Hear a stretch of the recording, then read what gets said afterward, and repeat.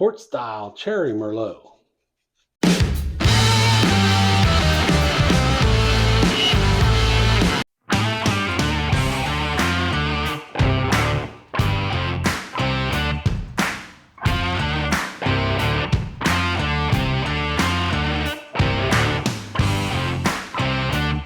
Hey, welcome back to Smokin and Drinkin. I'm Mike, and today we're going to make a port style wine. I say port style because you've all heard of port wine. Technically, it's not a port wine unless it was made in Portugal, but we're going to do the next best thing. And basically what a port wine is a fortified wine. Many years ago, centuries ago, when they were making wine in Portugal, they were trying to sell it and ship it long distances, and they found their wine wasn't lasting the trip. It was spoiling before it got there. So they decided to fortify it with a high alcohol spirit, like cognac is what we're going to use today. By raising that alcohol content to 18 to 20%, it created a much longer shelf life for their wine. So we're going to do that. So we are using Merlot. This is already done. You're wondering, hey Mike, we missed part of this video. If you watched the chocolate covered cherry wine video that I did, I made two batches. I made one with a Merlot and one with Pinot Noir. You might have caught I made a mistake a couple times and said Merlot when I was using Pinot Noir. So this is the Merlot with the cherry juice. I had a half a container of cherry juice left, so I made two batches.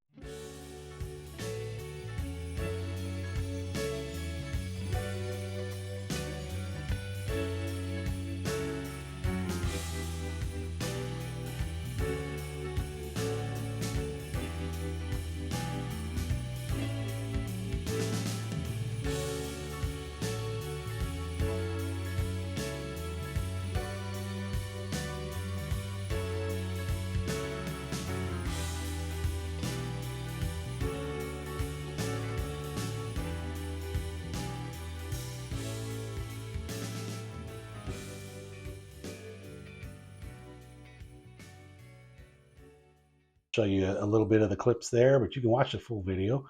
And this is just, it's been fermenting for about 2 weeks. So it's ready to be racked, and let's get started.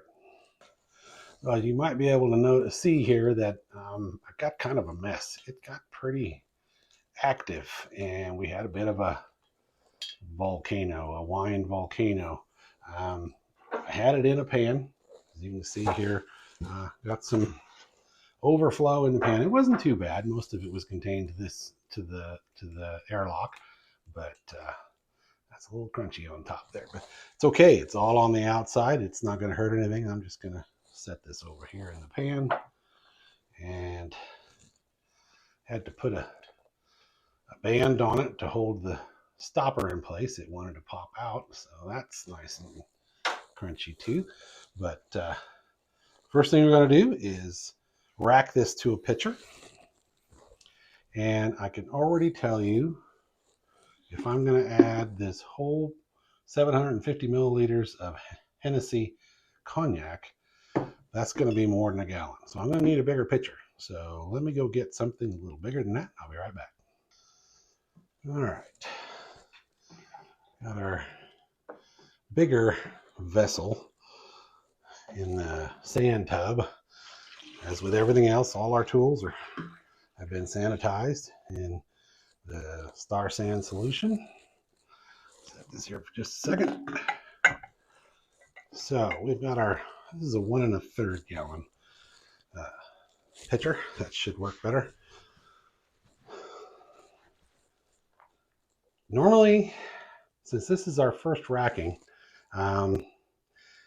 we may decide to rack it to this fermenter and let it sit. We'll see how cloudy it is.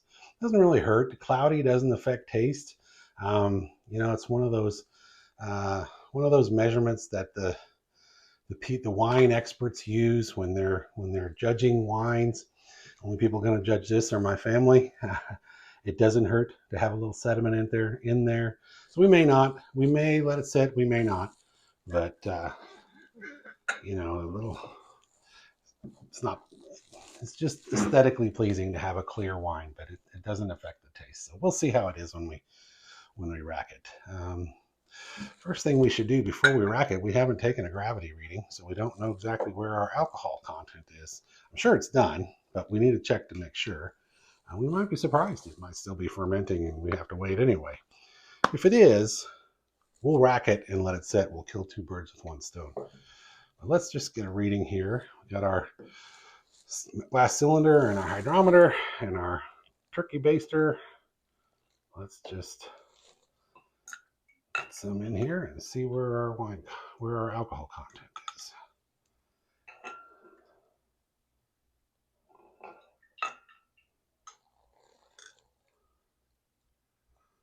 Yeah, I'm sure we're done.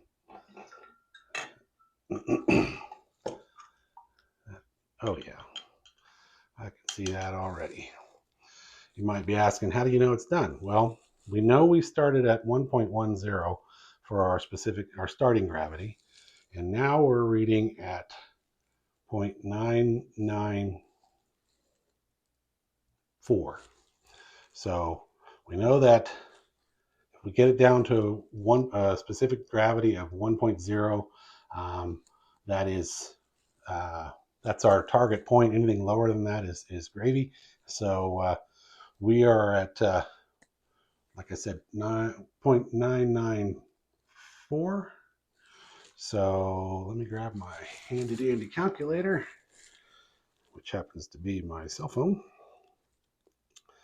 And we started at 1.10 minus 0.994 gives us 0.106 times 131.25. You've seen me do this many times. 13.9%. We're going to call it 14%. That's good to know because we're fortifying this, and we'll need to use a calculation to get that alcohol content up to at least 18%. That's the target we're shooting for, 18% alcohol. And I'll put the calculation that I use to get there. But I know that with a gallon at 14%, I kind of anticipated that's where we'd be. It's going to take the whole 750 milliliters of cognac. So that's great. We are right where we need to be. And oh, that smells nice. What I'm going to do before we get too far, you guessed it, don't get too far ahead. I am going to take a taste. I don't know what it tastes like. Just a little one, because we're going to do something else to it. So we will probably take another taste later, but smells like it smells like a cherry Merlot, which is exactly what it is. So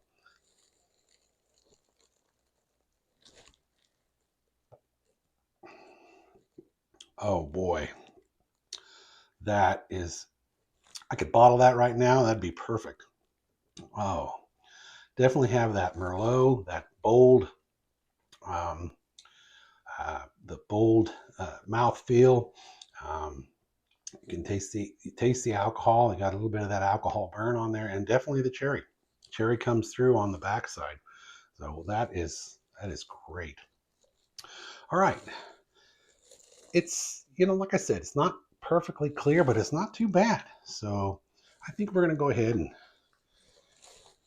proceed as planned. So let's put this in here first. As you guys know, you've heard me say this, you want to be very careful not to introduce too much oxygen to your wine. Oxygen, once alcohol is present, is bad. Let's put this in the sand tub so I don't break it. You all have two hydrometers in case you break one. This is my third one already that I'm on. They break so very easily. Um, okay, let's see. Next, we need to get the rest of this into here.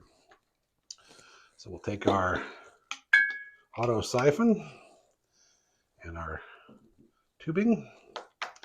I'm going to put the cap on the end of the auto siphon because we know there is lees in the bottom of this. And we want to try and keep as much of that out as we can. We may pull up just a little sooner and leave a little bit of extra waste so that we don't get so much of that in there. But get this in here, and I am probably going to have to hold that below the table so we get that below. I forgot to bring my bucket to elevate this, so we're just going to do it from the table here. Slide your auto siphon about halfway down. We're going to give it a few pumps to try and get it started. It's not going to really go till I lower it, but it is going a little bit. Just going to hold it below the table. Sorry you can't see that, but you guys have seen all of my other videos. You have seen my other videos, right? If you haven't, check them out. As you know, this is Smokin and Drinkin. Smokin and Drinkin. And we do both wine and fermented beverages, but we also do smoked meats and delicious dishes on the pellet smoker. Happen to have a holiday honey smoked bourbon glazed. Wow, that's a mouthful. It is a honey bourbon glazed double smoked ham. I say double smoked because, well, you know, when you buy them at the store, they're already smoked. Unless you get it from a butcher. Anyway, if you haven't watched my videos, check them out. And remember to subscribe. That helps keep this channel going and helps me giving you these videos for free. And, you know, it small favor to me. It doesn't take much. Just click it. And remember to click the notification bell too. That way you don't miss any videos. So, almost done here. As I said, I'm going to pull up a little early. We can see quite a Lee's cake on the bottom. Yep. We're just going to stop right there. Get the rest of this out of the tube. And there we go. It's just shy of a gallon, we know, but we're going to add some more goodies to it. So let me get this out of the way. As you know, I'm a messy guy and I don't want to make a bigger mess. So not always messy, just when I'm cooking and fermenting. Yeah, you can see that probably. That's a thick Lee's cake on the bottom. That cherry, well, cherry and the Merlot both, they tend to have quite a bit of Lee's when I'm done with them. So, all right, so here we have our cherry Merlot, and we're just quite simply going to add our cognac. And that did come out pretty clear. There will be some continued settling. It'll be in the bottle. That's okay. We'll just have to be careful when we pour. I bottle them in bottles and cork them, but I use bottles that have the shoulder on them. I don't use the, I can't remember the name of the bottles, but it's the one with the shoulders on them. That way that lees in the bottom of the bottle stays in the shoulder. Oh, I'm going to need something to get this open here. Be right back. All right. Cut that off.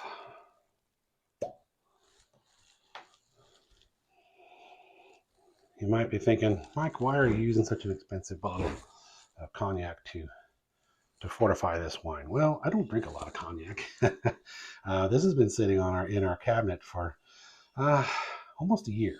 So I thought, well, we may as well make use of it in something we do like. So we're just going to add this right to the wine. Now, I can already tell you this might be kind of tricky getting this in here without sloshing and splashing. I'm going to be very careful. Obviously can't put the auto siphon in the cognac, it just won't fit. We're just going to tilt this as far as I can one-handed. Pour it gently into the side of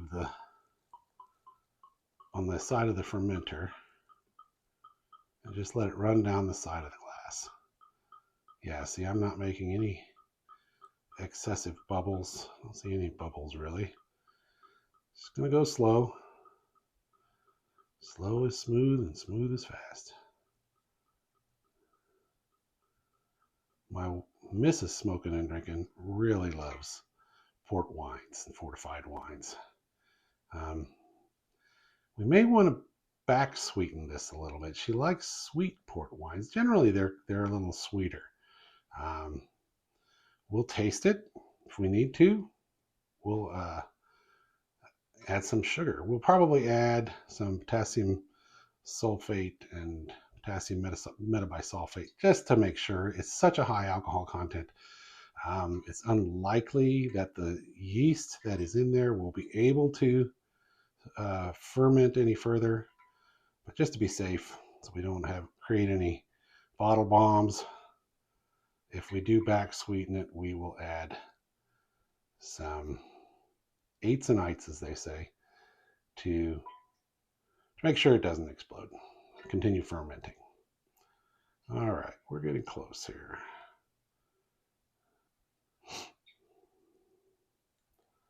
Gonna have a full fermenter.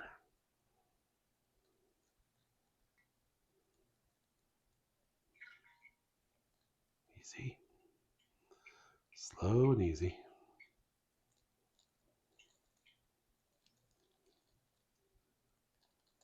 You can see in this bottle what I was talking about. It has a shoulder on it, and there's a bit of cognac sitting in the shoulder there.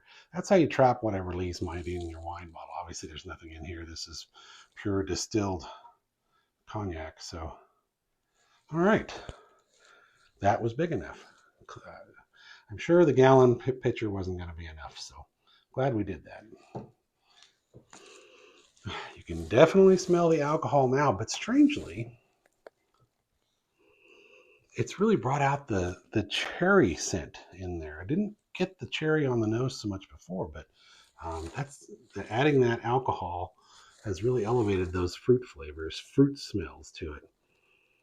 I'm wondering if it'll bring it out in the flavor as well. We definitely need to get it stirred up so we have it well mixed. I've got my ridiculously large paddle that's been it's been fermented. It's been sanitized. So we're going to gently give this a stir just to make sure we're mixed well. Well, we're not mixed well. The port style wine is mixed well.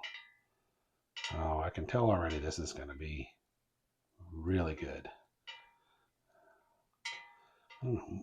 It's kind of a challenge. My Mrs. Smokin and Drinkin likes sweeter wines. I like drier wines, so have to kind of compromise sometimes and meet in the middle. Or yeah, she also likes some of the dry wines too. So I don't know. What do you guys like?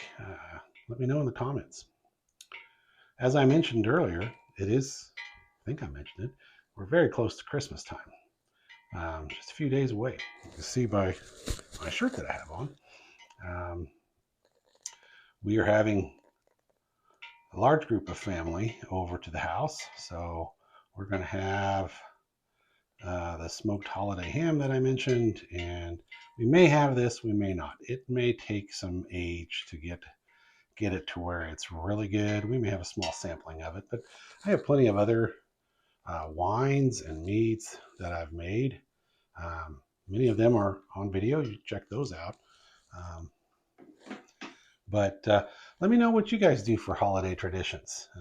Do you gather with family? Do you have the in-laws over? What do you do? We have a tree, and we have gifts, and we eat a lot, way too much. But okay, this is well mixed. Let's go ahead and get another taste. You guessed her, gotta have a taste. Okay, that's changed the color, strangely. Well, not so strange. The cognac is brown. The cherry Merlot was a deep ruby. Now it's kind of a little bit of a brown tint to it. Still a ruby color, just a very deep tawny color. I think that's the right word. By the way, speaking of tawny, this is what they would call, well, if I was in Portugal, they would call this a tawny port, meaning that it is, I think that means it's sweet. Look that up. I had it in the back of my brain and I forgot. Let's just see what the great googly moogly would say. I may have got that wrong.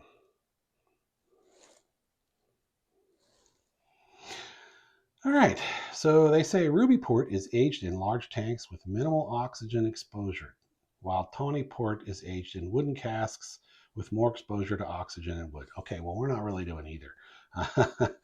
Ruby port is a vibrant red color, while tawny port is an amber in color and gets its name from the brownish hues. This is really neither. We're not in Portugal, but if I had to say one way or the other, it's probably more of, on color, it's more of a ruby port. So, a lot of useless information there, but let's give this a taste. As I said, that the cognac brought more of those cherry notes out in the smell.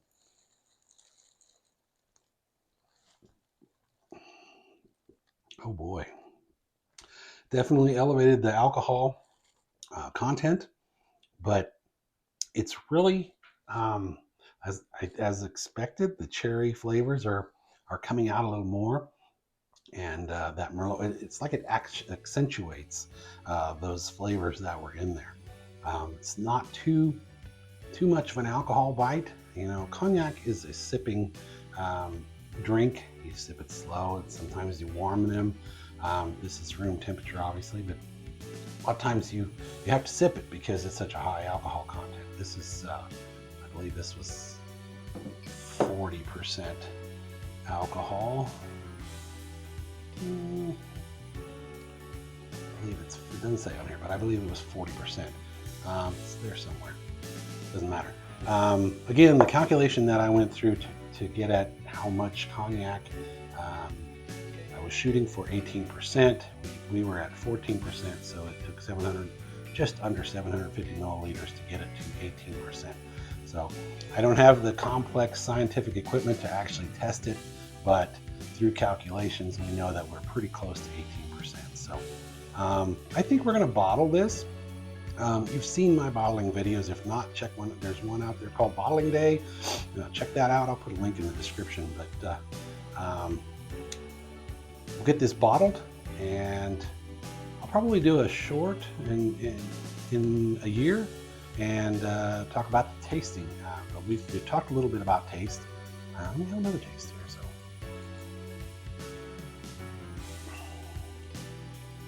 Yeah, definitely still maintains that Merlot flavor, which Merlot is one of my favorites. But the cherry notes pop too. You know, this will be really good with that chocolate, the chocolate covered cherry style wine that we made. This would be nice as well. But this is going to be really good in a year, I think. So, all right, so that's about it. I know it's a short one, but this is our cherry Merlot port style wine, I guess is what we're calling that. So, as always, thanks for tuning in to Smokin' and Drinkin'. Remember, as I said, click that subscribe button and hit the like button and the notification bell. And I want to wish everybody a Merry Christmas, a Happy New Year, and as always, Prost!